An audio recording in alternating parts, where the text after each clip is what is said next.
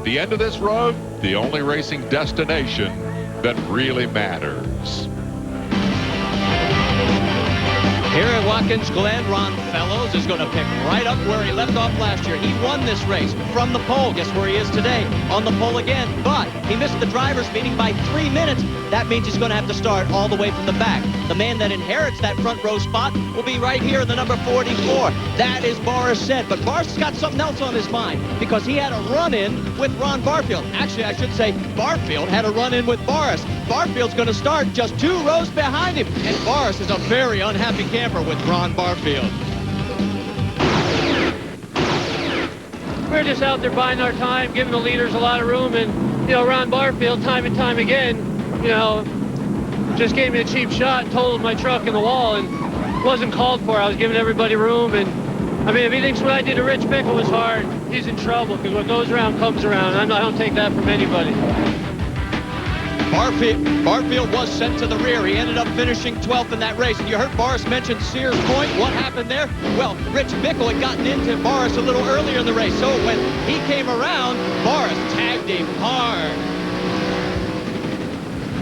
Now, there's also one other combination that could have a little contretemps right there. Greg Biffle, he got into Kevin Harvick. By the time this race goes green, those two are going to be lined up side by side. We're getting ready to go racing here at the Parts America 150.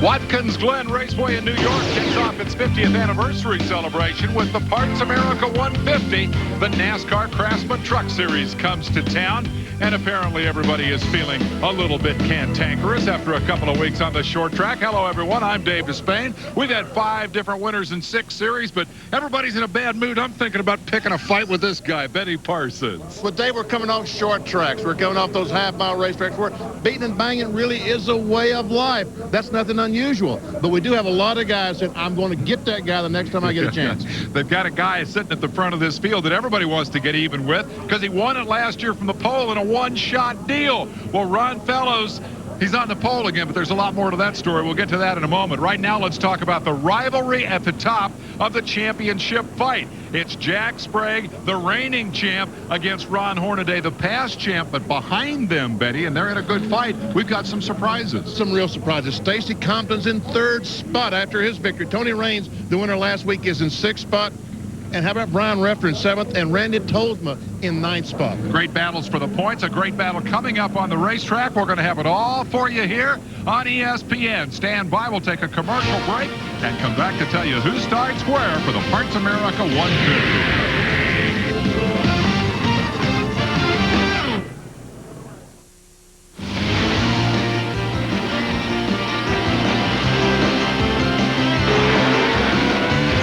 Speed World coverage of the NASCAR Craftsman Truck Series brought to you by Quaker State Motor Oil. For what you drive and the way you drive it, the choice is clear.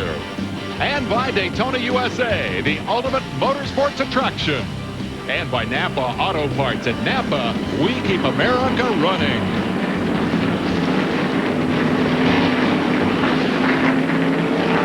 As the field worked the warm-up laps here at Watkins Glen, we'll take a look at Ron Fellows dropping back to the tail end of the field. He got it right on Friday, won the pole in qualifying, got it wrong on Saturday morning when he was 3 minutes late for the drivers' meeting. Officially, he will be credited with the pole, and outside row 1 is going to be Joe Ruttman, the California road racing veteran. And then we go back to row 2. We've already heard the story of Boris Said. He will start alongside Ron Hornaday, who's had kind of a roller coaster ride in 2 previous victories here, or visits here to Watkins Glen. The first one was a victory and an impressive win indeed for the man who was at that time dominating road racing in the NASCAR Craftsman Truck Series. And this bunch said, we'll come back next year and dump some more water on Hornaday, but he dumped a little water on their plans when he put the truck upside down and hard into the wall last year in practice, though he did come back to finish in 5th spot. On the inside of row 3, the defending Craftsman Truck Series champion, Jack Sprague. And on the outside, Greg Biffle, who is leading the NASCAR Craftsman Truck Series point standings. There we see he has a 3-point lead over Andy Houston and Wayne Anderson. Scott Walters is 10 points back. From the rookie rankings, we go on to pick up another couple of youngsters. Ron Barfield will start the Ortho truck on the inside with Rob Rizzo, the New Yorker and former Trans Am racer, alongside. On the inside of row 5 is Kevin Harvick and Randy Tolsma on the outside of row 5. In row 6 is Jay Sauter, Richard Childress truck, and Mike Wallace, the Pure Leather truck, on the outside. Row 7 has Mike Bliss, who's been struggling a good bit this season, alongside Tony Raines, who has not struggled at all during the last week. What a wonderful return engagement it was at Lake Odessa, Missouri. He won it last year in the Pennzoil Dodge. He won it last week in the Pennzoil Ford and becomes the first driver to win in 2 different brands of trucks. We've got Dorsey Schrader jumping into a good truck here, the former Dave Rezendes ride to go inside row 8. He's a good road racer, and he's got the former Cintas Rookie of the Year, Brian Ruffner, alongside. Inside of row 9 is Randy McDonald. This is the leading Dodge qualifier today, and Rick Crawford, the winner down at Homestead, on the outside. In row 10, Terry Cook on the inside and Rob Morgan on the outside. Row 11 will have Barry Bodine, Jeff's son, starting alongside the Colorado veteran Rick Corelli, and then Mark Simo flanking Stacy Compton, who is coming off his first NASCAR Craftsman Truck Series victory. It's a long way from Virginia to Portland, Oregon, but the skills he learned on the bull rings on the East Coast paid off as he went to the West Coast, and Compton, the super sophomore, pulled off his first victory. We'll take you on back through the rest of the starting lineup here. There's Stacy celebrating in Portland and hoping to repeat on the road course. Take you on back through the rest of the starting lineup, Benny, as the field come down here, getting set for a start. I would have to think that one of the keys for these guys is just patience and learning to adapt to the road course action. Somehow learning patience at this racetrack is so important. As they come off turn 11, that green flag is out.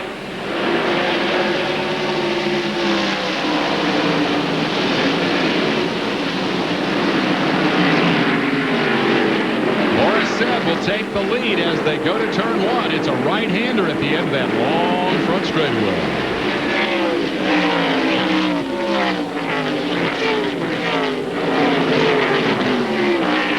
Chuck Bound in the 57 truck. Clean and green up the hill. Said showing the way. There's Hornaday tucked in the 3rd spot. And all of those side-by-side controversies and fights seem to have kept things under control here through the first half of the first lap. This is the inner loop here at Watkins Glen as we ride along with Boris Said, the Federated Auto Parts Ford truck. Accelerates off turn 9. And now we see Boris as he comes down the short chute. Won't be considered a backstretch here. We see the 35-car truck of Barfield trying to get position on Greg Biffle. The left-hander, that's turn 10. Back to 11, and these trucks have completed 1 lap. And Jack Sprague is coming to pit road. Marty, what's up with that? This is pre-planned strategy. Dennis Conner came up to me right before the start of the race. He says, we're going to come in on the very first lap. We've really got enough gas that we can make it. So we're going to make our stop early and then go the rest of the distance. And it'll take him less time just to top it off. He's all the way at the end of pit out. He's just pulling the stop. He'll be able to get this gas and get back on the throttle. And he should be out of here literally in about a second and a half. And he's gone. The rule is this: they must stop in each segment. They don't even have to take on the fuel, but they must stop. And we'll elaborate on why that strategy has worked out that way as we take a look at your race analysis. It's 152 miles, basically. Fellow's the track record holder. But the key to it, Benny, is that brake and the pit stop thing. Well, there is a mid-race break. The trucks will stop and change tires, change the chassis. But NASCAR says you must make at least 1 pit stop in the first and second segments. The reason they stop early is because now if the caution flag comes out, the leaders and the trucks in front go in the pits, and all those trucks will stop, will pass them and be in front, get in that track position.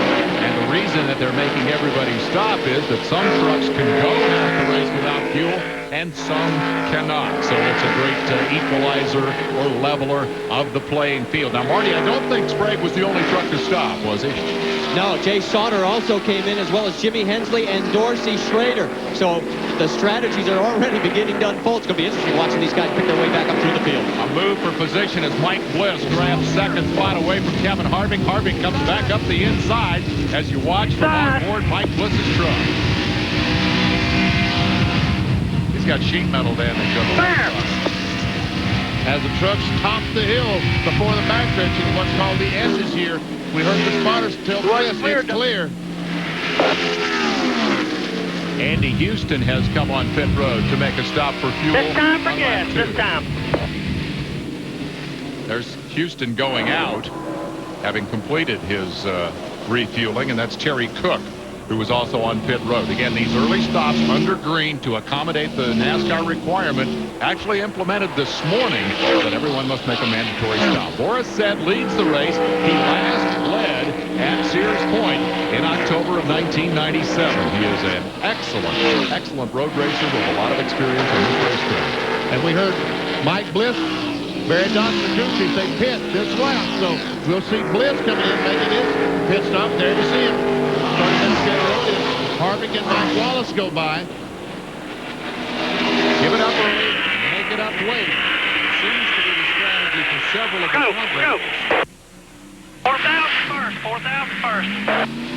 4,000 RPMs in first gear, which is pit road speed. And right now, so he's pitting way at the entrance to pit road. If he speeds down pit road, he must come back in for a stop and go penalty. So it's critical that he keep pit road speed as he exits pit road. We talked about patience at the green flag. This has got to be the thing that requires more patience than anything else. 35 miles per hour, and you're accustomed to run 125 down through here. There's Mark Seymour, a truck that looks exactly like our pole sitter.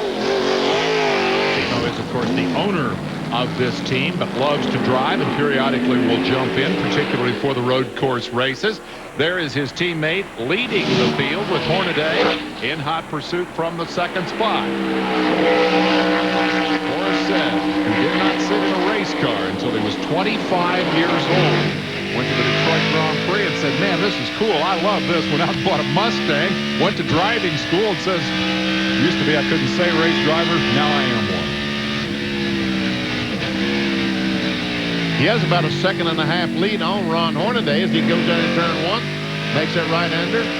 Greg Biffle is in third spot. He's 2.5 seconds back.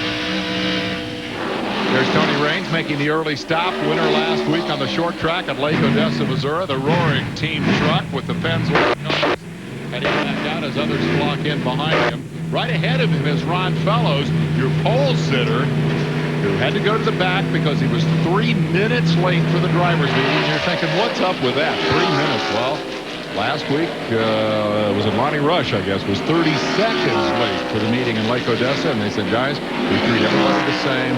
The penalty is you start from the back.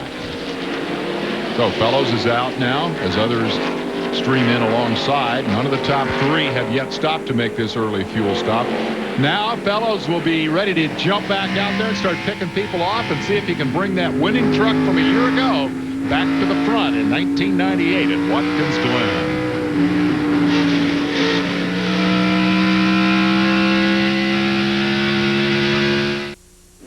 Back at the Parks America 150 down here in pit lane. Ron Hornaday, our race leader. You're saying, wait a minute, what happened to Boris said? Well, he pitted while we were in commercial break. Here comes Hornaday. You can hear him on the radio, giving him the instructions. 1,001, 1,002, go. That's Fred Graves, the crew chief, telling him 1,001. That's the timing system. They know they've got a full load. He's back out. Doesn't take a lot of fuel to get you to the end of this. Now there is Out there, right there. will Come be on. second place truck, I believe, a Biffle. And once this thing all cycles around, he and number 50 also pitted during the commercial that saw Boris Said go to the pits. There we see Brian Repter. This is now in fact, the leader of the race. He is not stopped. This is the inner loop. We'll go now through turn 9, a long sweeping right-hander, and accelerate down the short stretch. Marty Reed, how about Brian Repter? What's his plan? Well, what's really interesting about Brian, guys, is that right before the race started, they had a master cylinder that was sticking. They had to change it. They just made it to the tech line in time. We don't know exactly how long they're going to stay out, but I'm sure they're loving it up front right now. Repner was laughing yesterday. He said, this is the first time I've had a real road racing truck with real road racing geometry. He said, I flopped around here something terrible last year. Thought I had the racetrack figured out. We came here with this new road racing truck, and it had so much more corner speed that it threw all my shifting points off. We had to come back, tear the transmission apart before I could even get the thing where I could drive it.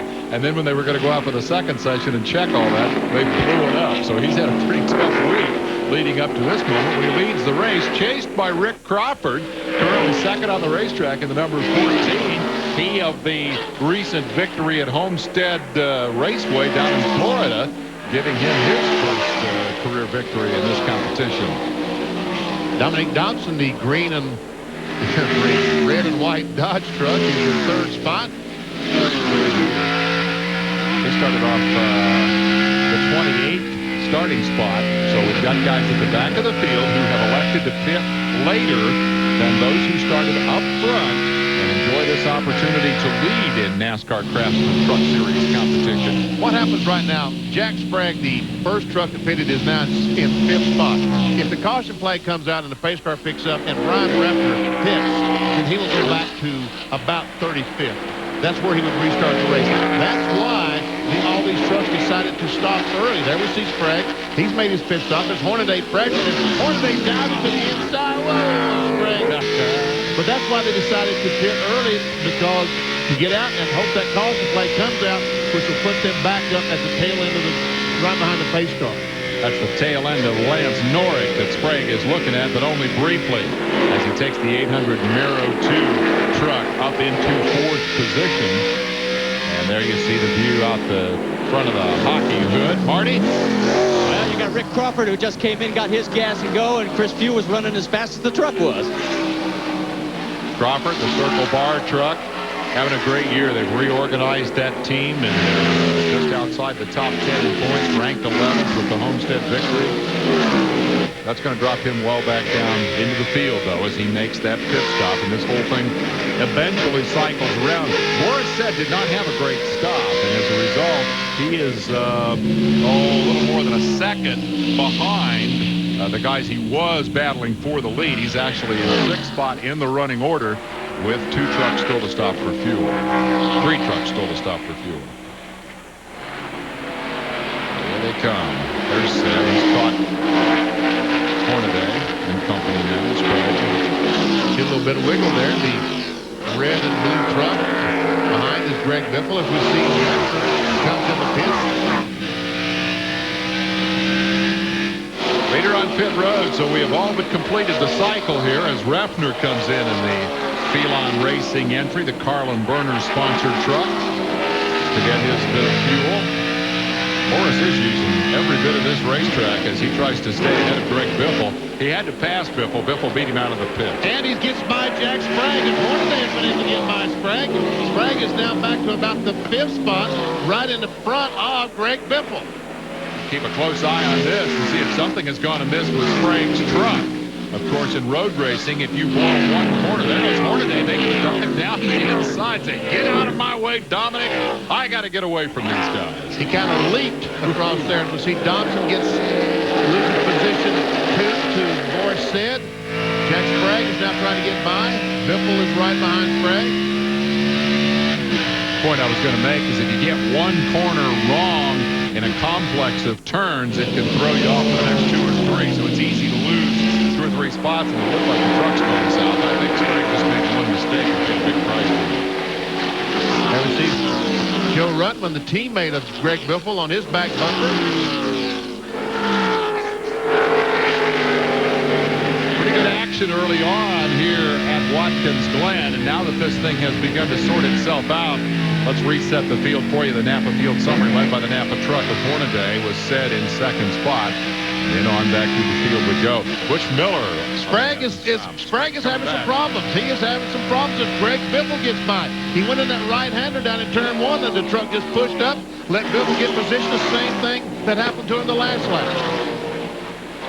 Difficulties for the championship series point leader, Jack Sprague, who has won at Monroe, finds himself backing up through the field. On the lead, he is slipped to fourth, and we'll keep an eye on this. The next guy to threaten is Joe Ruttman. Of course, Sprague and Ruttman have a bit of a history. The outside 99 coming up to take a look. and he's going to go right underneath him. There's something wrong with that truck. Marty? Yeah, the word down here from Jack Sprague's camp is that he is way too tight. He's having a tough time getting through the right-hand corners. Of which there are, what, 9 on the racetrack? Yeah, well, there's 11 corners altogether. I think 9 on the right-hander. So, yeah, he's going to have trouble in the left-hander. There's not nearly as many of them. Several guys who run oval tracks all the time are quick to tell you that this is a great racetrack, except they run it backwards. It is a right-hand racetrack all the way around. Bad news for the way tight. Back with more. I can see that. I'm working on a plan.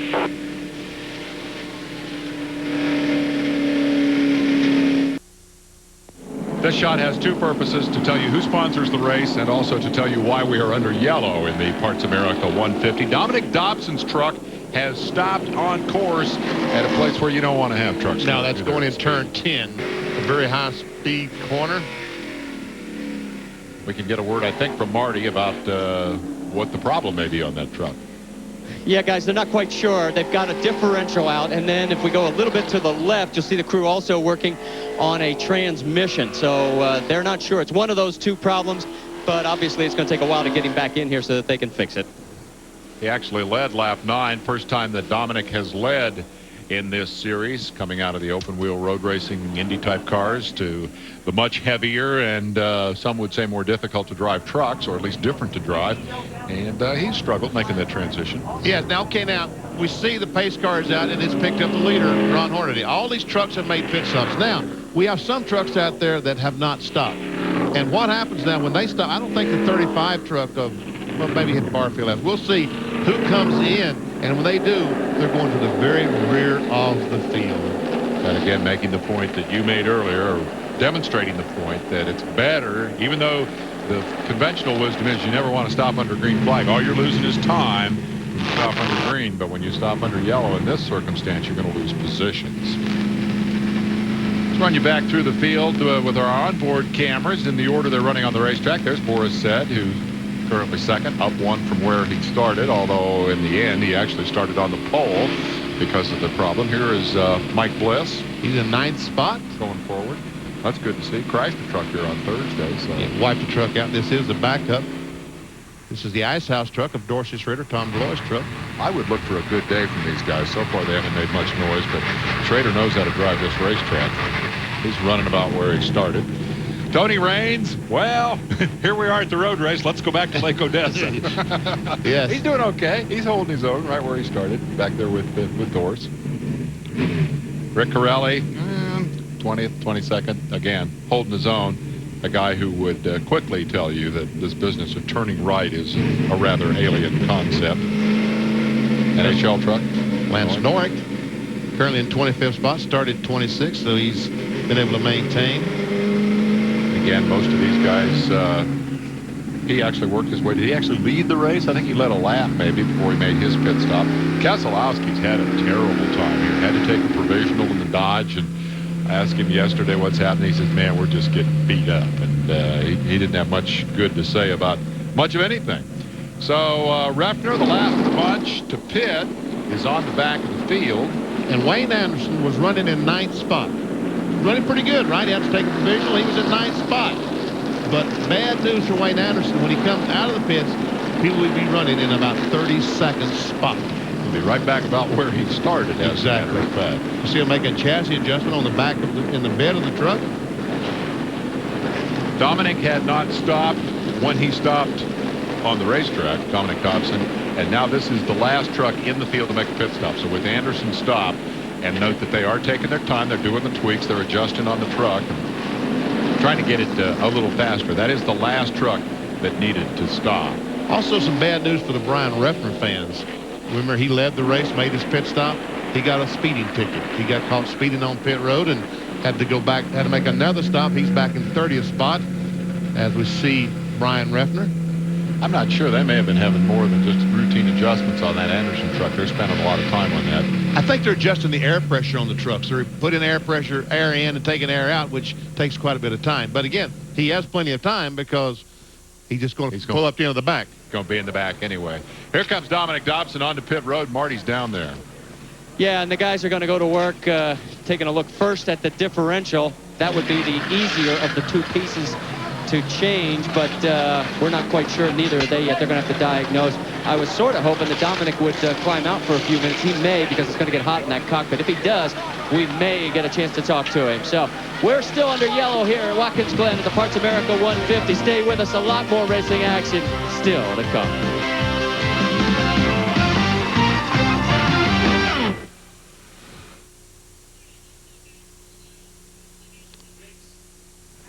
Happy birthday, Watkins Glen International Raceway. The racing started here in 1948 after World War II, and this race kicks off the golden anniversary celebration for the track, coincidentally falling on the golden anniversary of NASCAR. 1948, so the NASCAR Craftsman Truck Series come here to kick off that celebration. Look who's here. 17th starting spot for Fellows.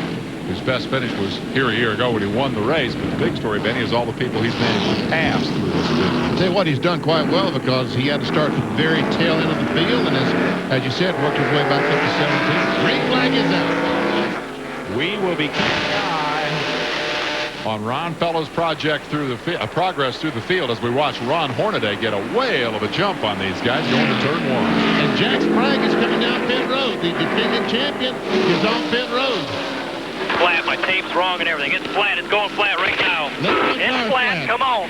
Left front tire's flat. Easy now, easy now, easy now. Dennis Conner trying to keep everybody cool. You may have heard as we went to the commercial break ago, the voice say, we're working on a plan. Well, that was Dennis Conner.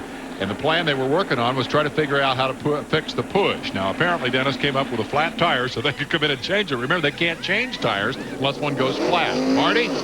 Well, we're looking at the tire to see what happened. I can't tell whether it was cut or whether it let go. But you just heard Dennis Conner say, it's okay, we'll make it up. Well, that's right. It really hasn't lost anything. All he does right now is go to the end of the field. And as soon as the caution flag comes out, he'll be right back up on the field. And Sprague knows how to get around this race course. His best road racing finish is second out at Heartland Park. So he can do the road racing thing. One of the problems we were concerned about for him is the fact that he has the fluid, but that has proven to be the least of his problems here today. He struggled with a pushy truck and now a flat tire. Sprague goes to the back. He's lucky it happened early.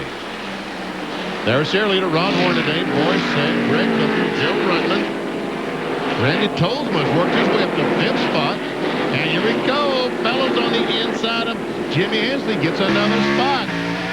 This is going to be fun to watch. I think Fellows is going to go to the front. This is the winner a week ago, Lake Odessa, sitting in now 14th spot. 14th spot with Hornaday working on him. So he's going after Tony Raines next.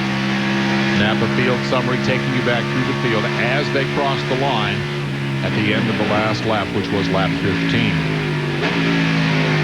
Watch the braking down in the corner. Dorsey Schrader in the 55 truck. Dorsey and Fellows. There's a matchup. We've seen before, haven't we? Raines is in the middle of a pretty good road racer sandwich right there. Schrader in front of him, and Fellows coming up from the rear. Kept Fellows at bay. Let's see. Oh, I like this shot. The feet of Dorsey Schrader. But what strikes me about this shot is also the steering wheel. See how they work together. He's using the clutch. How about that? Very few of these truck drivers and Winston Cup drivers anymore use the clutch. That's turn 1 that he's turning through. You want to do that with a good bit of delicate feel, both on braking into the corner and also your steering to hit that apex without hitting the gravel track. He's going through the S's now on the backstretch, climbing up to a speed that we see in 4th gear. He's probably up to 150, 60 miles per hour when he starts slamming on the brakes, which ought to be about right now. Stop this, baby. And Tony Raines right with him. Good job, Tony. Through the quick flick. Right, left, right, and back out onto the race course. The chicane that's known here as the inner loop. No change in these positions. This is 13, 14, and 15 as we now jump back up front to see that Hornaday is maintaining about a 5-6 truck length lead over Boris said. Last time across start finish it was 0.8 of a second.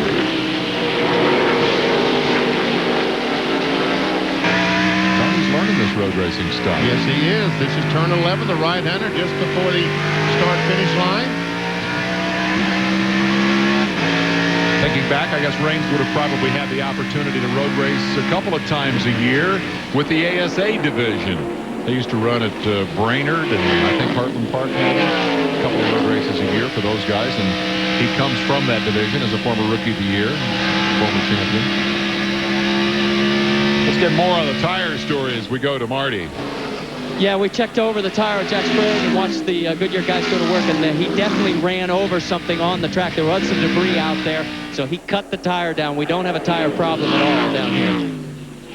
That could be a mixed blessing for Sprague because of the difficulty they were having with the handling of the truck, to have the opportunity to come and change that tire. Oh, this is bad news. Fellows has slowed down, and it looks like the pole-sitting truck is in trouble. He's already made his pit stop. This has got to be mechanical. Yeah, what this looks like is a transmission problem, really. Too bad. Billy Hester, the guys I know are going to be awfully disappointed when they see that blue truck come down pit road running about 20 miles per hour. Driving that blue truck is not disappointed to see that at all. One of Ron Hornaday's primary competitors here for the opportunity to win today has gone by the wayside. Hornaday moving quickly from 4th to 1st, then the shuffle of pit stops, and then working his way back to the lead. A lead which he has built substantially, as you can see. It's now over a second over Boris Said in second spot. More on Ron Fellows. Marty? Well, we may have found the Achilles heel today, guys. We may have our second transmission problem. That's what the report is from Ron Fellows, and that's what Dominic Dobson's problem was. So he's making his way to pit lane. We'll keep you posted. Don't do a lot of shifting in the NASCAR Craftsman Truck Series, except when you come here and to Heartland Park and to Sears Point. Generally, it's a stick it and gear and go kind of series, but gearboxes always a potential Achilles heel on the road race courses. They're going under the hood. Yeah, they won't raise the hood.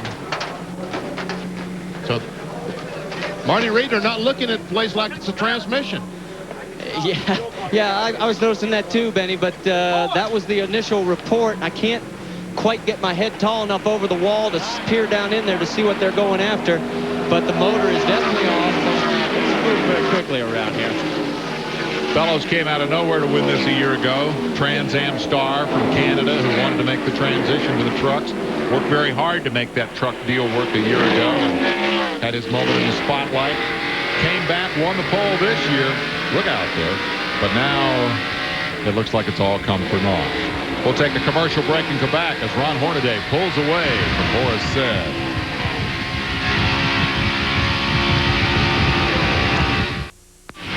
We're back at Watkins Glen.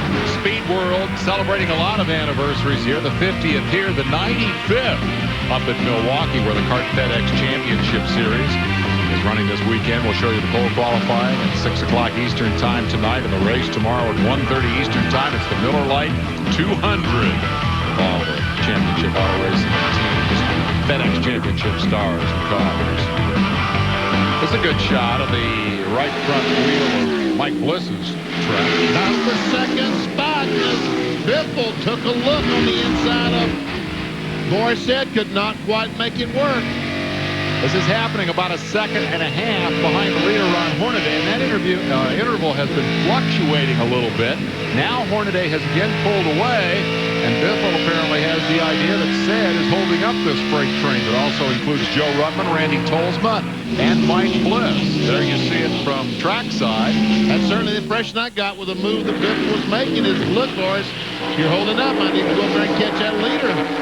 Next step is start honking the chrome horn at you, Boris. And I know you get mad when people do that, but you got to get out of the way, buddy. Biffle's impressing me, and Tolsma too. Greg Biffle, Randy Tolsma, neither one of these guys you would think are road racers, as we see Biffle close in right on the back bumper of Boris Said.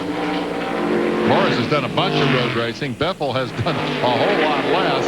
And the guy 2 trucks behind him, Randy Tolsma, his road racing experience is pretty much limited to the outskirts of Meridian, Ohio, when he was working, or Meridian, Idaho, I should say, when he was working for the local florist and had to deliver flowers from the funeral home to the grave site before the hearse got there. And we see Greg Biffle once again trying to get in position, and he's there. Oh, big hit. And Ced and Biffle banging on each other. I can't believe they both didn't crash. Look at the side of Ced's truck. Wow. That was a huge hit. That was big. And Biffle's truck was like going to turn over. I thought he was going to go upside down. I couldn't believe the next thing wasn't that they hit the tire wall. Instead, they both keep on racing. Here comes Ruttman. He'll take advantage of Boris. Ooh, if Ced was last week, look what it'll be like now. Look at the side of that truck. Oh, man. He has slipped back and forth as both Biffle and Ruttman go by in search of the leader. We definitely got to have another look at this. That's Biffle, the red and black truck on the inside. Oh, my goodness gracious. He hit that curb, and he almost did turn over. It was the curb that got him up in the air like that. There's the big dent in the side of Ced's truck, but Boris doesn't quit hitting him. Watch this one, and listen.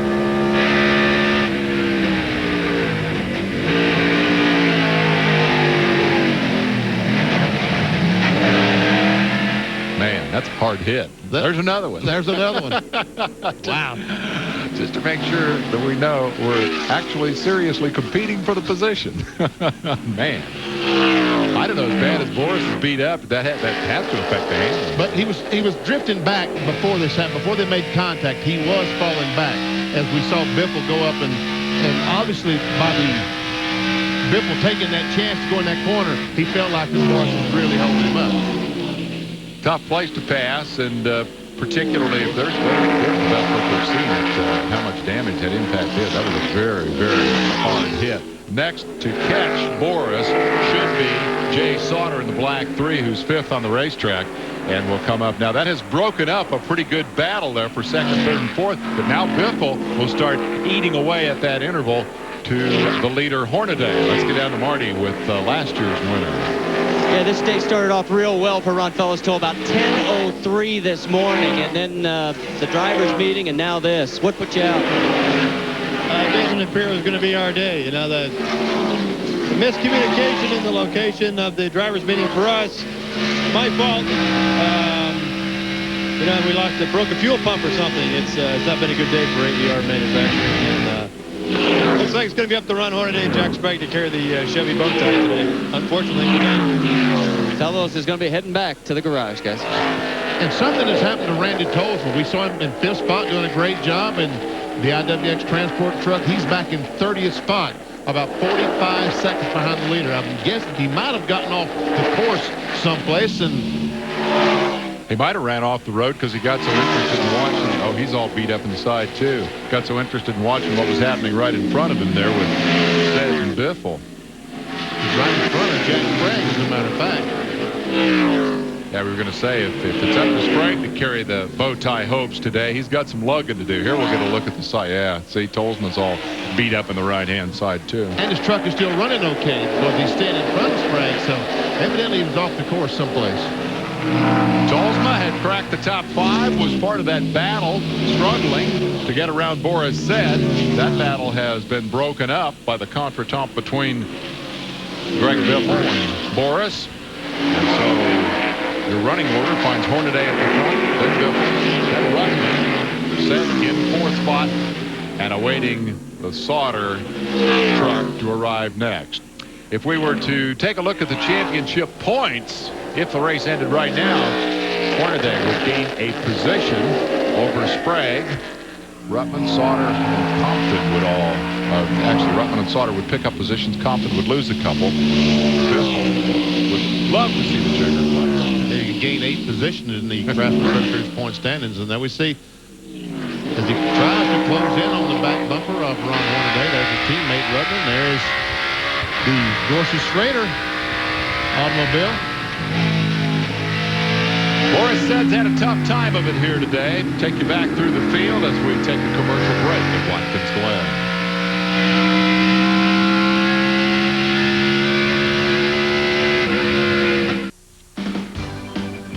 The NASCAR Craftsman Truck Series stars doing battle in the Parts America 150 here, celebrating the 50th anniversary of Watkins Glen International Raceway. We came into the event with Sprague leading the championship battle by a tight margin over Ron Hornaday. It's been an up and down day for the guys at the top of the heap. We'll be back to see what happens next after this commercial break. Stay with us.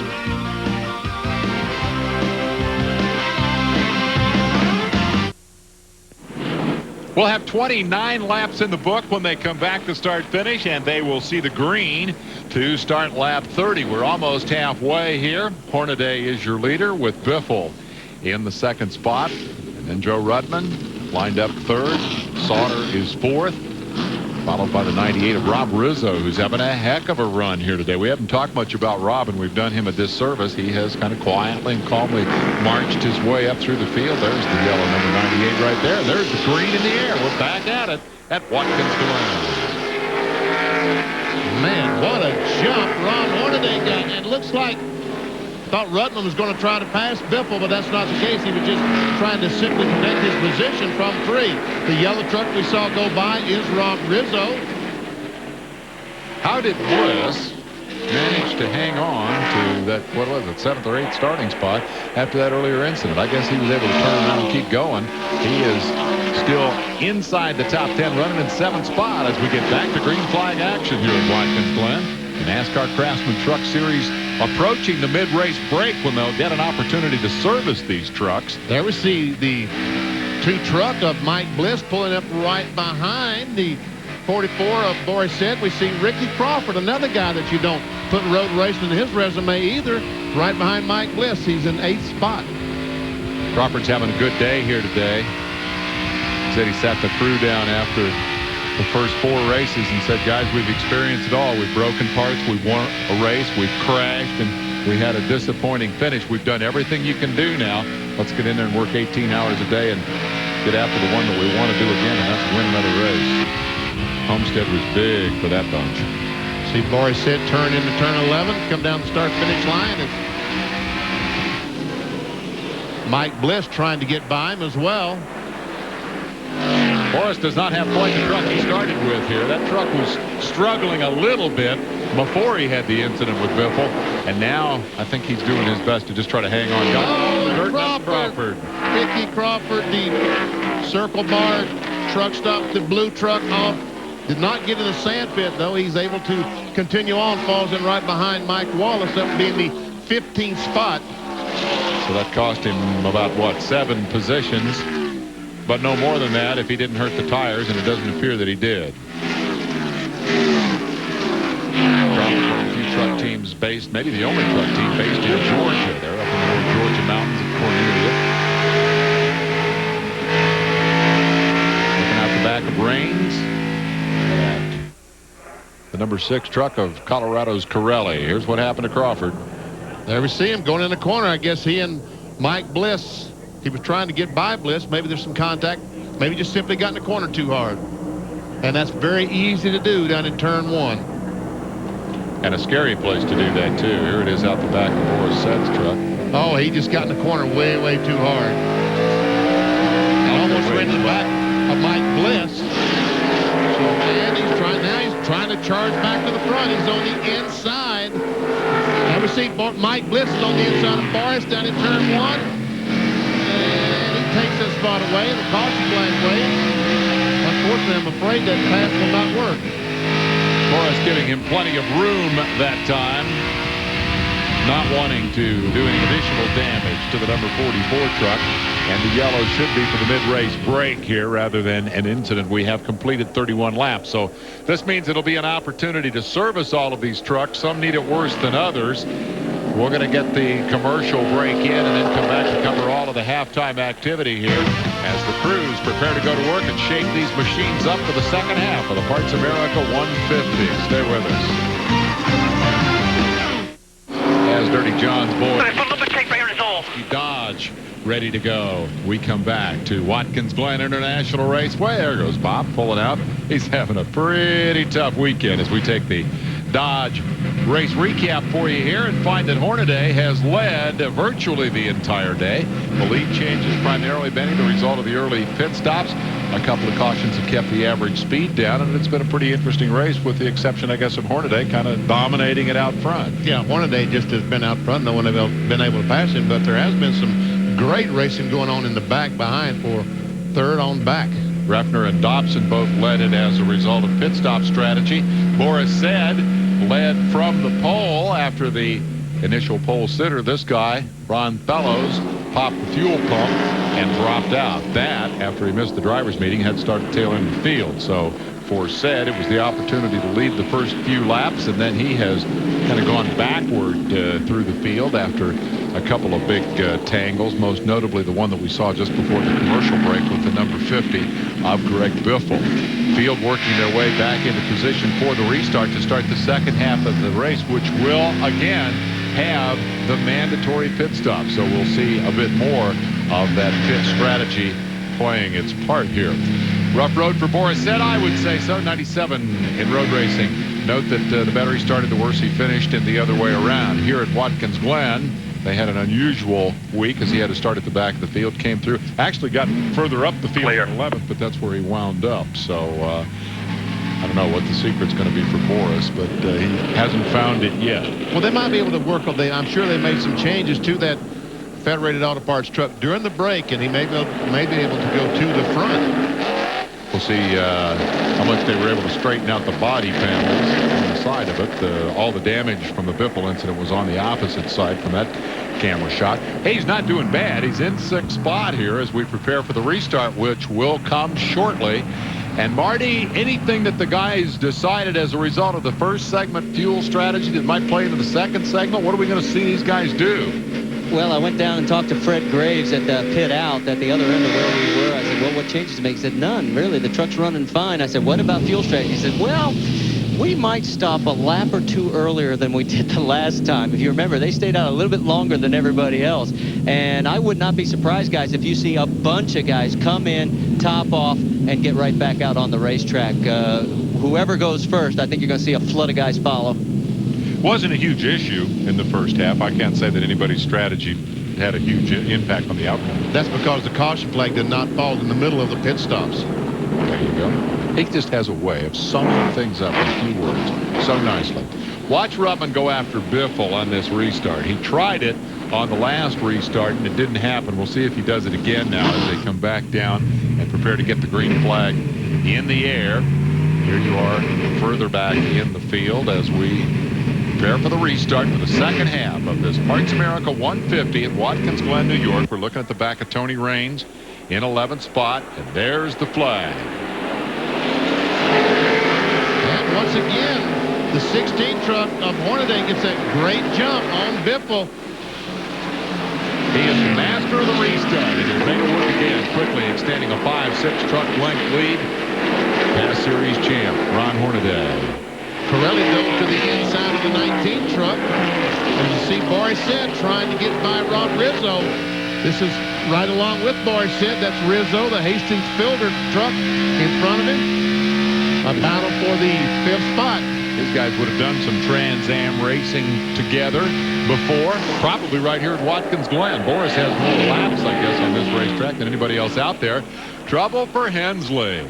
He's sitting in pits. He made his pit stop during the break and has not gone back out. Jimmy was as high as 10th from a provisional starting spot here, so it had been a good day for the Richard Petty-owned Dodge, but it's all apparently gone for naught now as the hood is up. Well, Biffle is there, ready to attack the tailgate of Ron Hornaday. I thought Rutland might have a shot at him there on that restart. That didn't happen. Instead, Biffle has moved back within a truck length of the leader here.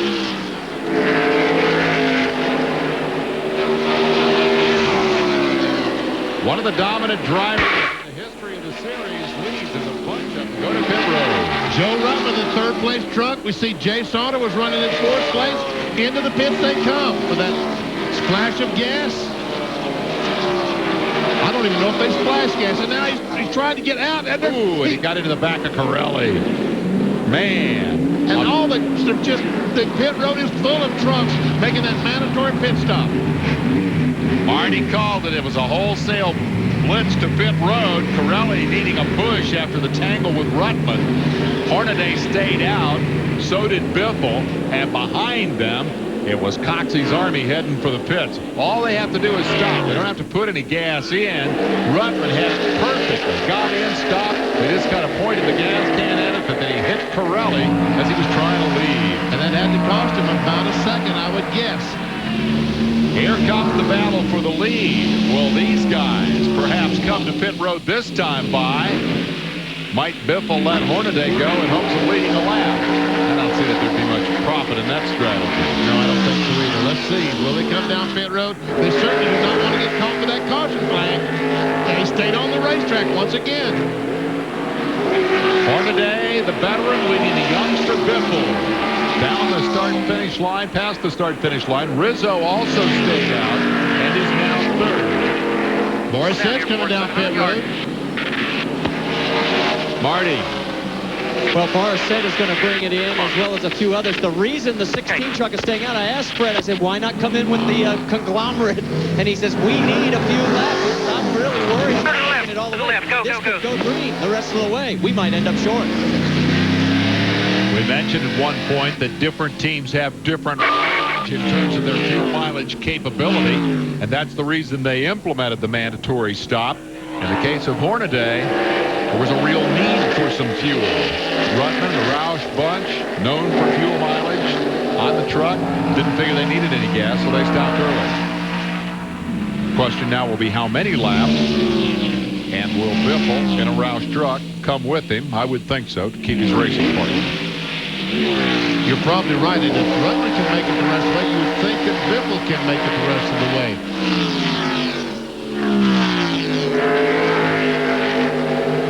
And once again, they stay on the racetrack, run yet another lap. I'm telling you, the caution flag comes out during this lap. These two trucks will go back to about 15th, 20th place as we see the third place truck of Rizzo coming in. Now, Terry Cook has moved up to fourth.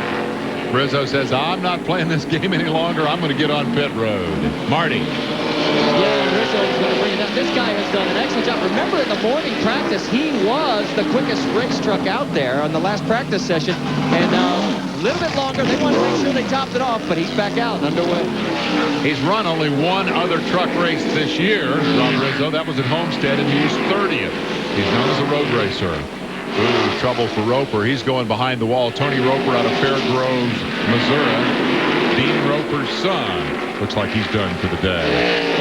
Here we go back to the front of the field. Hornaday's opened it back up to a couple of truck lengths. Biffle continuing to shadow him, and they're all alone out there now. And they are really playing with fire. The longer they stay on the racetrack. We see Hornaday waving. He says, I'm going in the pits. And Biffle will have to follow him because they're really playing with fire. But right now, they've got a truck being pushed on pit road. I sure hope that none of these two are pitted by that truck. Well, Hornaday's all the way down toward that end, but I think they're going to be okay. There's the warning about the speed limit. 3,800 in first gear gets you 35 miles an hour. Going to sprint, Fred. Biffle stops at the other end. Hornaday's got to run the 9th to pit road. What's going to be interesting here is we'll find out who can get out quicker, and it looks like it's going to be Biffle if he doesn't get caught for speeding. Here comes the stop, and we're watching Biffle come by. 1,002. That's Fred Go. And Biffle's going to beat him out. 2 seconds worth of fuel is what they needed. They came in virtually together. Ooh, somebody has hit hard. Kevin Harvick is into the foam barrier. Boy, did those good guys stop at the right time or not, because this is going to bring out the caution flag. One more lap, and they would have been back in about 20th spot as the caution flag waves. Man, Harvick has hit a ton. As you can see, the front end is all crumpled up. They put those foam barriers there for a reason.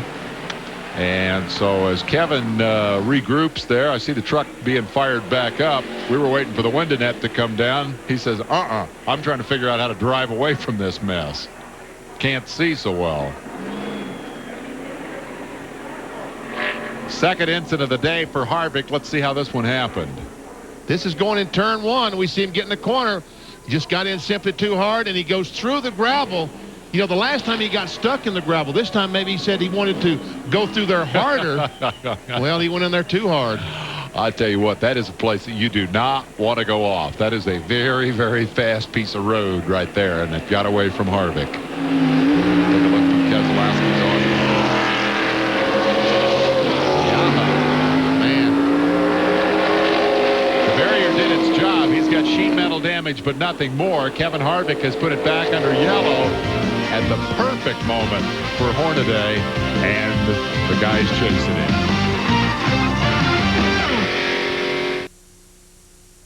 We're back. Bad news for a couple of youngsters from opposite ends of the racing world. Kevin Harvick here from the West Coast has smashed up the Spears number 75, as you see, and that is the reason we are under caution here at Watkins Glen, New York. Meanwhile, Rob Rizzo, who was 5th at the time of the yellow flag, which Harvick brought out, was caught guilty of speeding on pit road, and he has disappeared from the top 5. So we take a look at how they run here. Now, Miller, Anderson, Norick, Walters, and Keselowski have not yet stopped.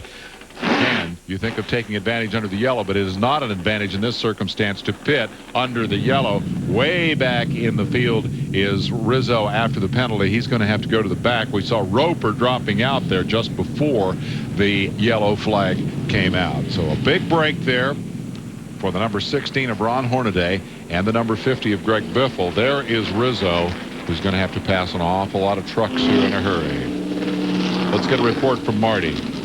Well, Kevin Harvick's made it back to pit lane. There's water coming out of the radiator and all the duct work to the brakes. This is going to be probably a terminal situation because the radiator has got severe damage to it, guys.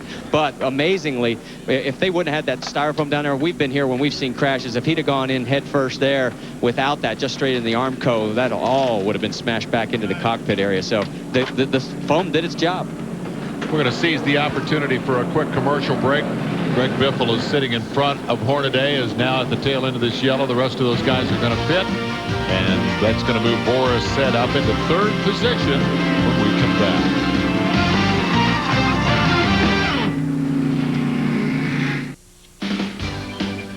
The NASCAR Craftsman Truck Series stars doing battle in the Parts America 150 here, celebrating the 50th anniversary of Watkins Glen International Raceway. We came into the event with Sprague leading the championship battle by a tight margin over Ron Hornaday. It's been an up and down day for the guys at the top of the heap. We'll be back to see what happens next after this commercial break. Stay with us.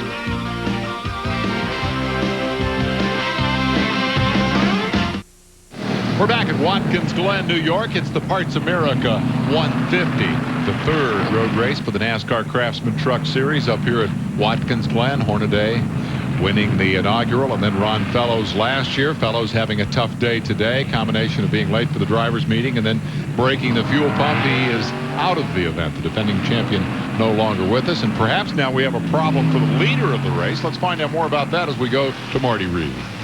Yeah, talk to Randy Goss. He says he's not sure.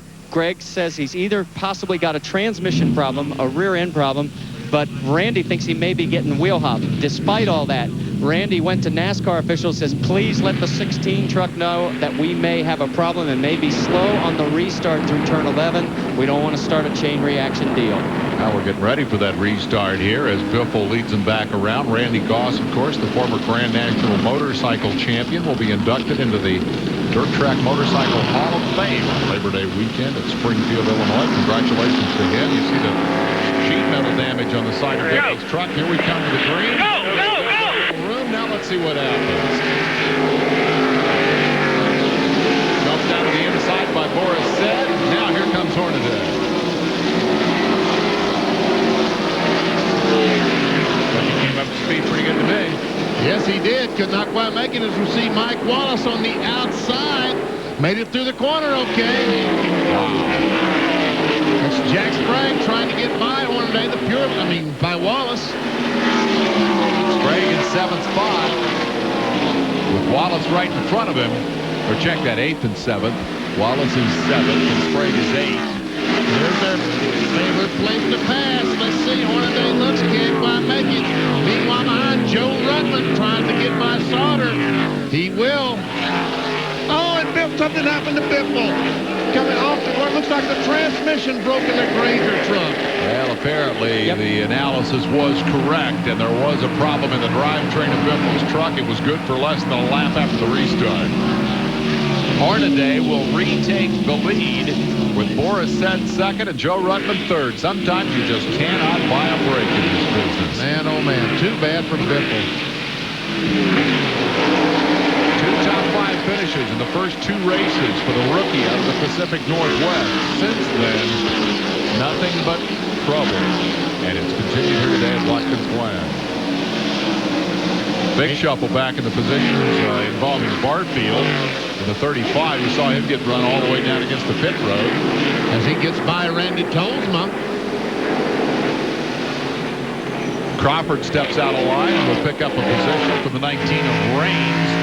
And that is for the last spot in the top 10. Crawford will move inside the top 10. So the 50 is stopped and Marty is there.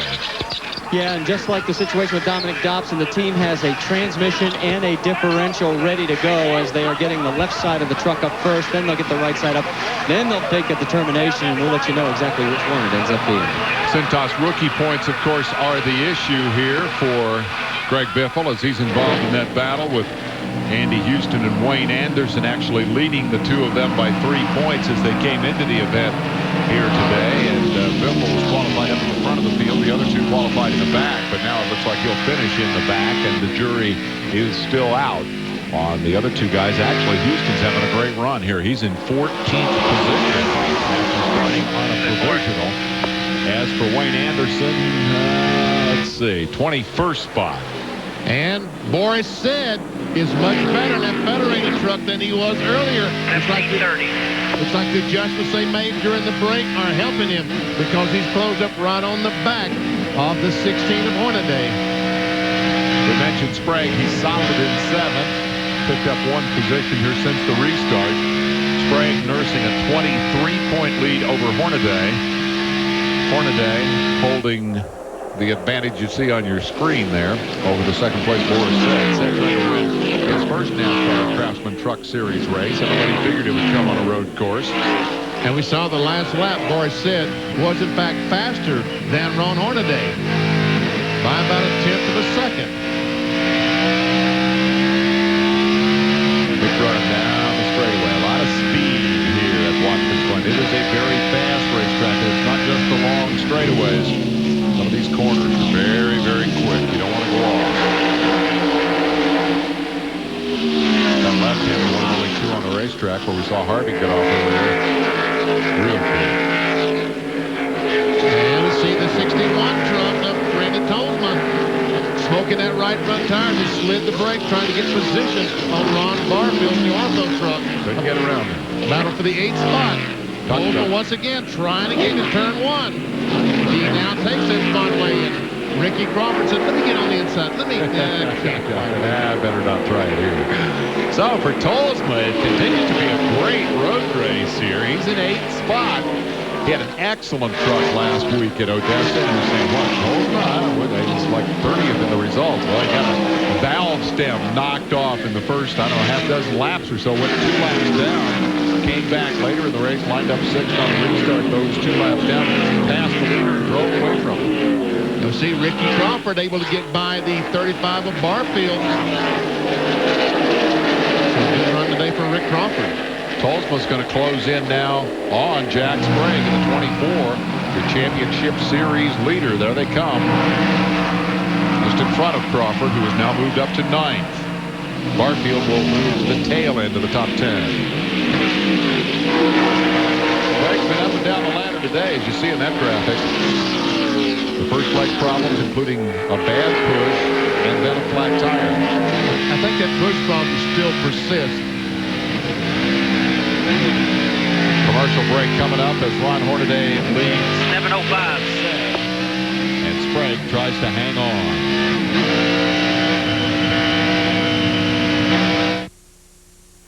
Here's the Precision Gear onboard camera view conveying bad news to the folks in Colorado. Yeah, that's not a balloon. That's not the Remax balloon we're seeing. That's the hood of Rick Corelli's truck. So evidently he has lost a transmission. Brian Repter is right behind, and we see in front of him Rick Corelli smoking.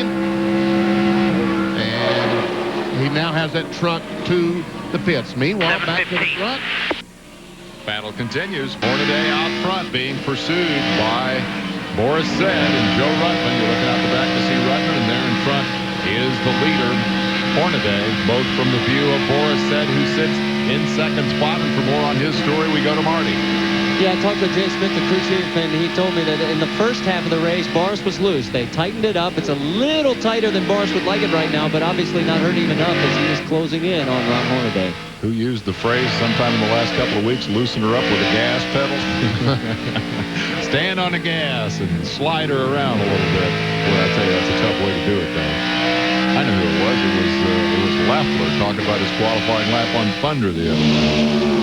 Back in fourth place is Mike Bliss, who had that big crash on Thursday during practices in the backup truck. Qualified well, is now at the fourth spot. Fourth after spinning is not bad. I love this camera we've got on the left front. Look how red hot the brake rotor gets as he comes through turn 11. Now when he gets to the straightaway, we'll see that suspension just calm down. 40, leader 60. Now then, he goes in turn 1. Woo, turns right hard, and look at the tread of the tire. It just flops around the sidewall.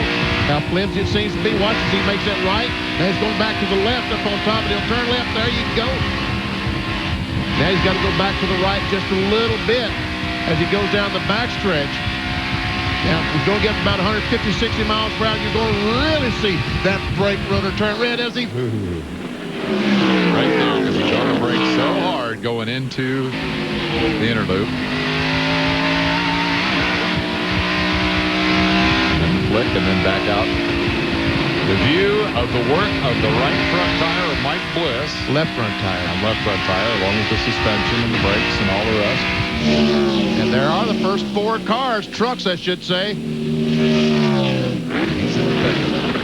This after a spin after the tangle with Tolsma earlier today. Tolsma, by the way, is 7th. So both of these guys have recovered nicely from that incident. And remember, that incident happened right behind the 44 of Boris Said, who is second on the race. 20, leading the thing. And he dropped out with a transmission problem. We heard Barry Dodson say that he ran 1:17.20.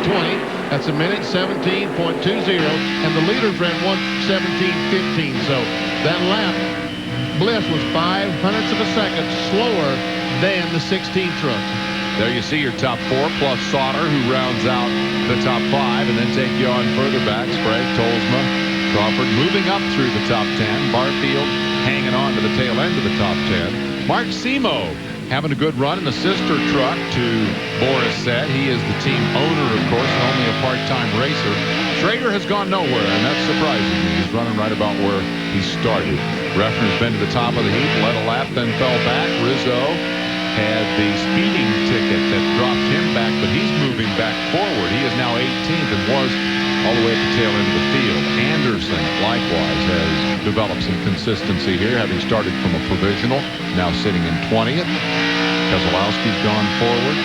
Walters, his very first truck race.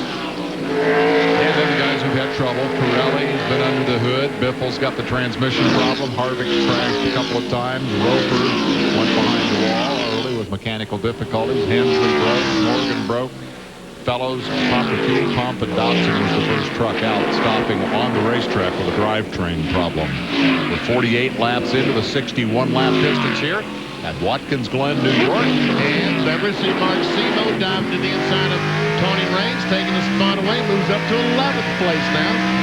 We call him a part-time racer. That's because he has a very successful business to run full-time, but he's a veteran of the Trans Am Series and a very capable shooter, as you've seen by his performance here today, moves into 11th spot. Raines says, hey, 12's not bad. I'm not in the fence. We're in downshift. Going to the corner. Going to second gear. Simo bouncing off the Tiger's teeth in front of him and kicking up the dirt. Tony Raines comes off the corner, accelerates, and there we see Ron Barfield, Mark Simo right behind him, Tony Raines. And Mike Wallace, the truck right in front of them. Wallace may have the most consistent day of anybody out there. He's pretty well just stayed parked right where he is there in that 9th spot. Hasn't been out of the top 10 much today through all the shuffling, the pit stops, the mandatory pit stops. Those, by the way, are all history now. Everybody has stopped for their fuel. They did it early. And now the thing has cycled back around, and the dominant truck all day continues to lead. That's Hornaday. Ever see the Purelator Chevy of Mike Wallace? Kenny Schrader's truck. Barfield's doing a good job hanging with him. Barfield doesn't have much road racing experience. Now, from Florence, South Carolina, you don't learn much about road racing on the flat roads around the low country of South Carolina. Do a little sand racing.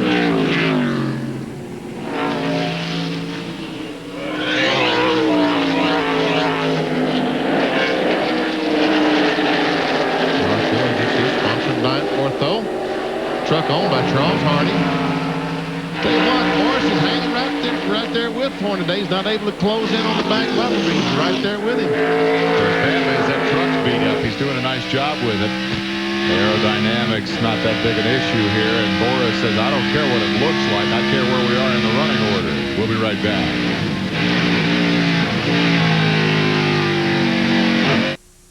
We're back at Watkins Glen, New York, where Ron Hornaday has dominated the Parts America 150 and continues to do so here with 51 laps in the book and 10 to go. I want to mention, oh, look at that, the NHL logo on the front of that truck as we plug the Stanley Cup playoffs. Eastern Conference Finals, Game 4 coming up. I offered Benny the opportunity to pronounce the names of some of the players, but he says he doesn't do Russian, so we'll tell you it's the Washington Capitals and the Buffalo Sabres, and it starts at 7:30 tonight, so check it out.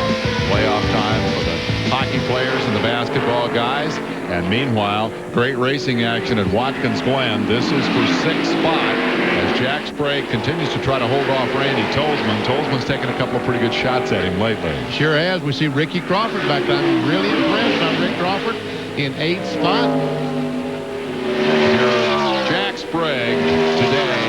Are you just kind of cutting your losses and figuring I got to get out of here without wrecking the truck? Exactly. Right now, you just want to take whatever you can get because it's not been a particularly good day. The truck has not been handling that well. Had a flat tire. Hornaday wins the thing. Then Sprague has to finish 4th or better to hang on to that 23-point lead. And that means he would have to pick up 2 spots, moving ahead of Sauter and Bliss in the lineup as they run right now with about 10 to go. There we see it once again, our Napa Field summary. You can check out where your favorite truck driver is running. Top 5 hasn't changed much. Sprague and Tolzma. Crawford picking up a position. A couple of segments to go. McDonald has a good run here. He doesn't do the truck series that often. Once again, there is the leaders. First 4 go by. There's Jay Sauter, a 5th place truck. And then we saw just a moment ago the battle between the 24 and 61. There's Rick Crawford. Now, here's a pretty good battle between Mike Wallace, Mark Simo, and Simo dives to the inside. Hey, Mike, he's on the inside back there. Yeah, that's the place where you better let him go. That's not the place to out-brave somebody right there. So, Simo continuing his march. Moves up to 9th. And Tony Raines, meanwhile, is right behind the 35 of Ron Barfield. Raines is in the 12th spot. The cast of players in front of his onboard camera continues to change and shuffle, but he's sitting there pretty solidly in 12th spot. Raines, that's not bad. He's one of the guys that Benny mentioned at the top of the show. Just a sophomore in the series, but 6th in the points and coming off the win at I-70. 12th here would be a victory. Listen to him play with the throttle. He come off the corner. See, the earlier you just wait and accelerate off that corner, the faster you're going to go, but it's a very difficult thing to do. How much of that is driver skill and knowing what he's doing, and how much of it is the way your truck is? I think most of it is the way the truck's behaving. You get on it too quick, it'll push or go. Yeah. Oh, here we go. Raines is going to dive to the inside of Barfield. Nope, can't quite make it. Had to back off, hit the brakes, and we see just touching the brakes, Barfield jumped out about 3 truck lengths on him. Barfield knows he's there now. Action back in the pack as Simo continues to operate. He made got to give a call to Randy McDonald in that 06 Dodge truck. I mean, that guy is in 13th spot right on the back bumper of Tony Raines, and a great, great run today from McDonald. He was the top qualified Dodge, but that was back in 17th spot. So he's done a fine job today, keeping himself out of trouble and going forward. Rob Rizzo continues to work back to the front, back to 14th spot. So he was, what, 18th, I guess, the last time we had a rundown on that. So he's getting back some of what he lost. Rizzo had been inside the top 5. Shows how you do not want to speed. Costs you $100 on the highway, costs you 10 spots here. Which is thousands back of the field. That's a bunch of money. Yeah, $331,000, I think, on the line here today at Watkins Glen this afternoon. Meanwhile, up front, not much change in this picture. Hornaday continues to lead, and Boris continues to stalk him as we get down close to the end of the Parts America 150.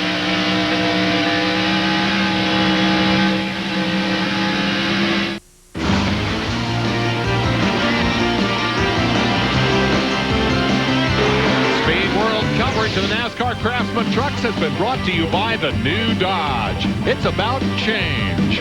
By Eagle One A to Z wheel cleaner. Spray on, hose off, towel dry. Easy as 1, 2, 3. And by Pennzoil, specially formulated for today's stop and go driving. Stop, go, Pennzoil. Look at Hornaday using up all the road and getting out in the dirt with 5 to go. Feeling the pressure, perhaps, from last time across start finish. It was a 2.25 seconds. And that's about what it looks like this time, as he opens up the tap, perhaps, to try to get away from Boris. Boris has won 4 times this year in road race competition. No, not in the trucks. At Daytona in the 24-hour, Sebring in the 12-hour, in Las Vegas in sports car competition, and also Memorial Day in the GT2 race up at Lime Rock Park, Connecticut. So he's having a good year. Now he's trying to cap it with a truck victory. Jump on board with Mike Bliss. Watch the brakes. He's going through the S's now. We're on the backstretch, and we'll see the left front kind of calm down. Now he's on the brakes hard, going in the inner loop. Turns right. Now turns back to the left. Now back to the right. Boy, that suspension takes such a beating as he goes through that inner loop. Bouncing off the Tiger's teeth and using up all the road and the brakes. Mike Bliss in 4th spot. And Rizzo is on the inside of Barfield. Takes it away. Into 11th. Chargers making up for the lost time. He's got a couple more here if he hurries. And Randy McDonald, the 06, we saw him just a moment ago. He has passed Tony Raines, taking that spot away. Raines kind of going backward a little bit here, has slipped to 14th spot. He was 12th. Rizzo, one of the guys who has moved by. Stop and go penalty put him all the way at the tail end of the field, but he has driven magnificently here today, and only his 2nd start of the year. And here we see Randy McDonald, the Amsoil truck, trying to make a run on Barfield. He dives to the inside, trying his best to beat him to the next corner. Got a shot at it. He does, and meanwhile back to Andy Houston, who's trying to dive on the inside of the 19 of Tony Raines. Could not quite make that pass. Now, Andy didn't quite get the position that McDonald did, so McDonald will pull off the pass. Barfield tries to retaliate, all this right in front of Raines in the 19. But disappearing from Raines' view. I think Raines' truck's gone south. Yeah. He doesn't seem to have the truck he had 5 laps ago. Now Rizzo closing right on the back of Mike Wallace. Going to try to dive to the inside, outbreak him in the inner loop, and looks like he'll make that pass. Didn't drive. Dad owns a big car dealership, and they jumped into this truck series. The Rizzo family tried to do it as a family operation, and they said, well, maybe this isn't the way to do this. So now he's become a hired gun, and today he's showing he's worth the money. He's into the top 10. 3 to go. Obviously, the 98 truck is the truck that Kenny Irwin used to run. Liberty Racing, this year's sponsorship from Hastings Filter. Kenny has gone on to the Winston Cup Wars to drive for Robert Yates. Winston Cup at Dover this weekend. The championship battles on the front row, in case you haven't heard. Pretty good stuff as they continue to scrap for positions here 13th and 14th up for grabs between these two in the waning laps of the Parts America 150 at Watkins Glen, New York. Nobody has had much for Hornaday. If Sed's going to throw something at it, he better do it quick. And Barfield off the course, and Tony Raines gets by. Barfield got in the corner just a little bit too hard, ran up on the strips, the rumble strips, and lost the spot. And don't look behind you right now, Ronnie, but there's a couple of guys behind you. Up the hill they come. One of those guys is Schrader. We jump on board with him in the Ice House truck owned by Tom Gloy. As they head for the inner loop, he'll gain some on the brakes, I bet.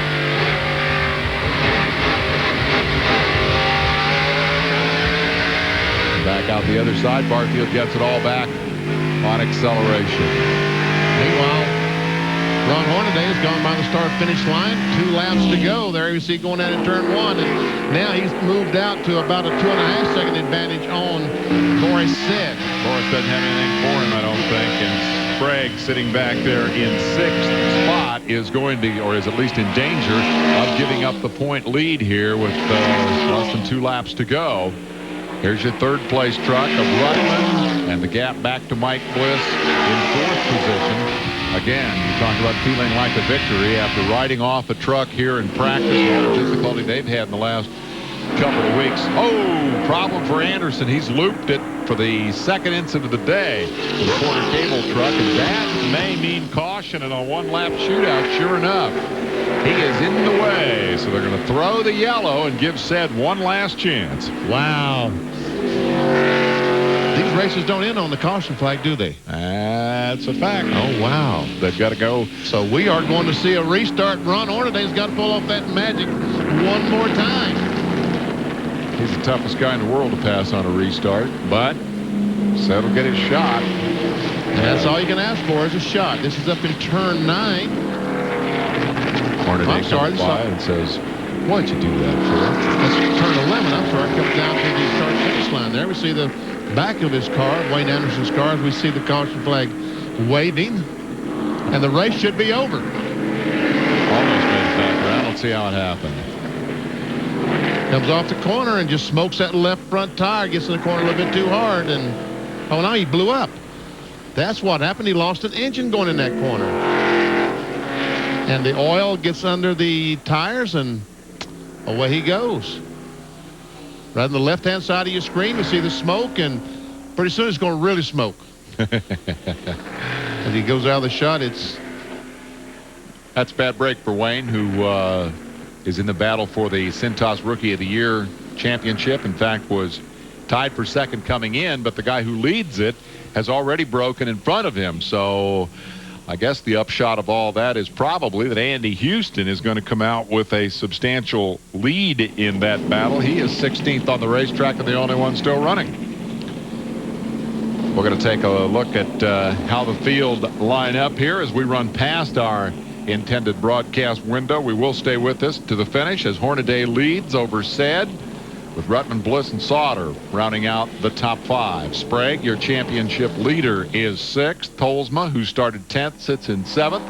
Crawford has come from 18th to 8th. Mark Simo from 24th to 9th.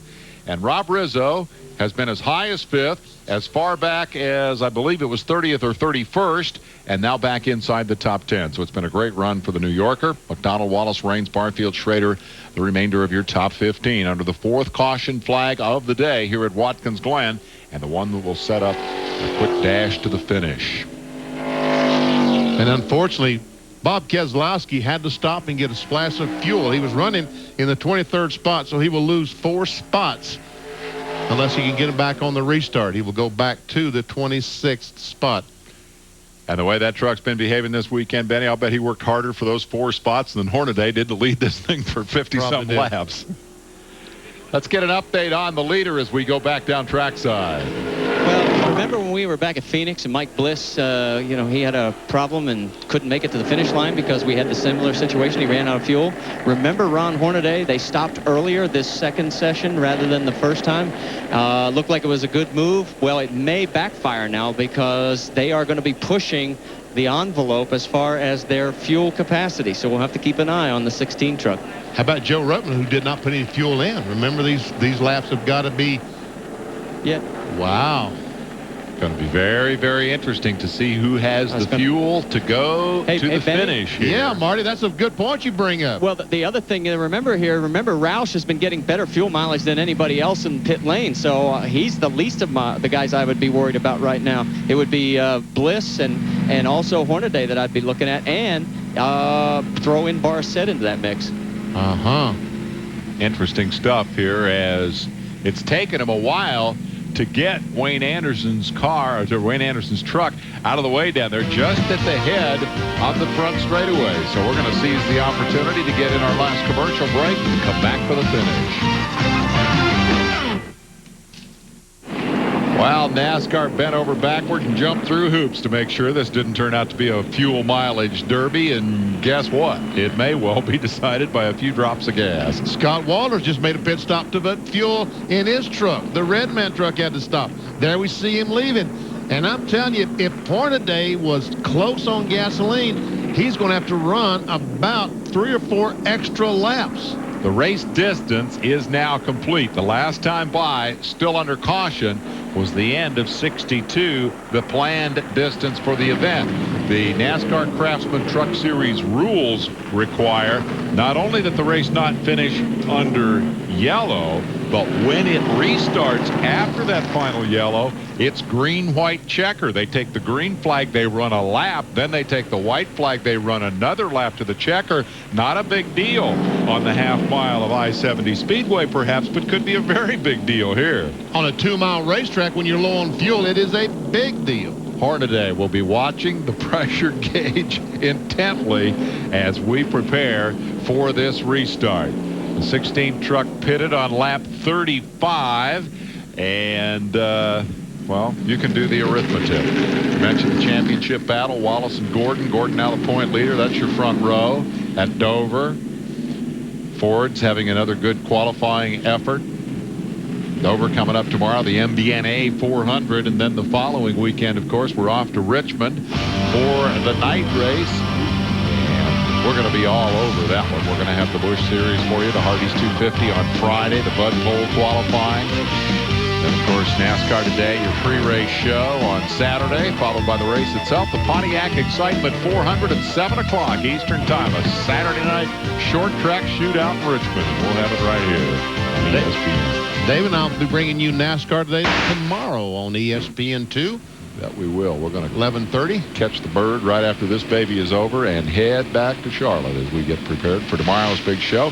Right now, the big question is all about fuel. They should get the signal at the inner loop. Actually, should have gotten the signal as we prepare for the restart here, or we'll get the signal. They either have or have not received the signal, Benny, is what I'm trying to say. And they have received it, because we see the light is on atop the pace truck. That's what we were trying to get pointed out as we get ready for the restart. Chevrolet has won 5 times on the road courses, Ford 3. Dodge has yet to win one and will not today.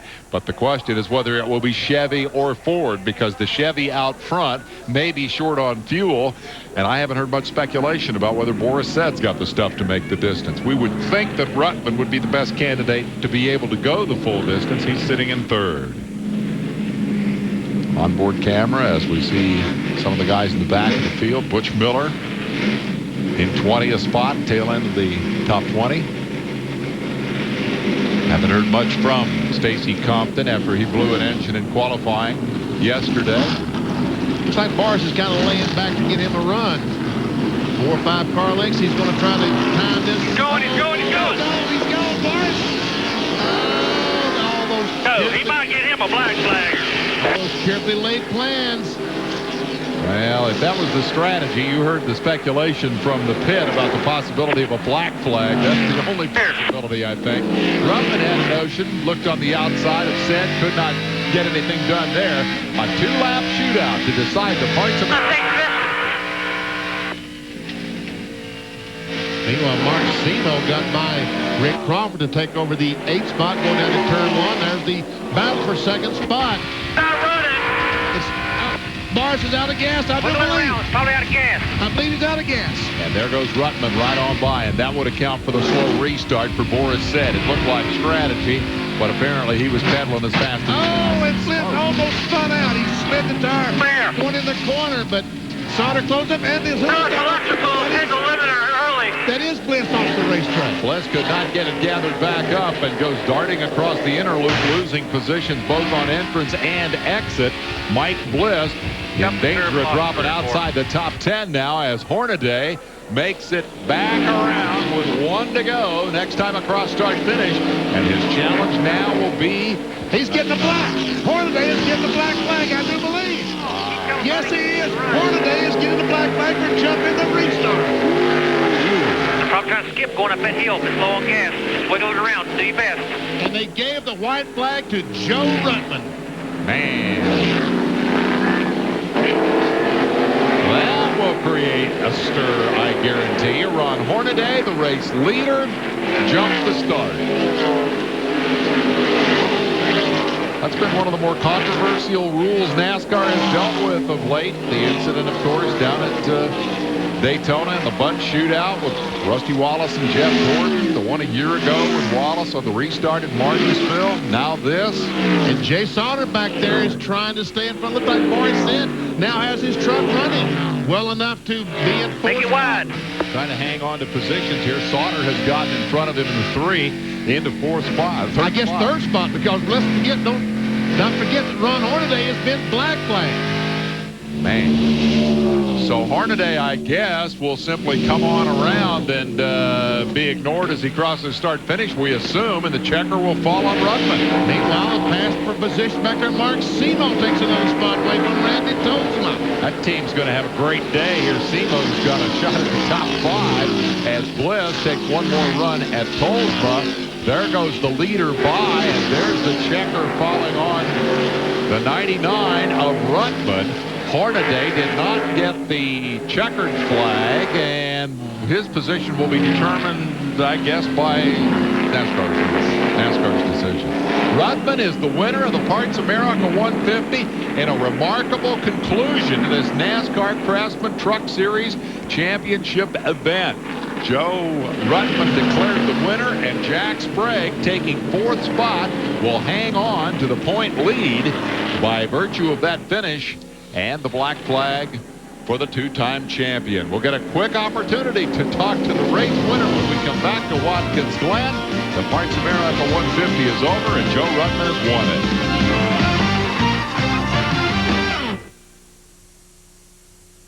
it. Back in victory lane, and Ron Hornaday has pulled in. Now, they gave you the black flag, not the checkered flag, but you came in here. Boris said it was laying back, and I got the same spot when I got on the gas the time before that. Driver starts the race. The leader starts racing. Exactly, we asked that twice. The initial start was at the bridge. I started what I did. If Boris wanted to do that, Boris even admits that he misses a shift, so I don't know what else to say. All right, guys, we got to go. The winner, we'll get you an interview for RPM tonight. That's going to do it from here. David. We thank you for being part of this wild finish of the Parts America 150. So long, everyone.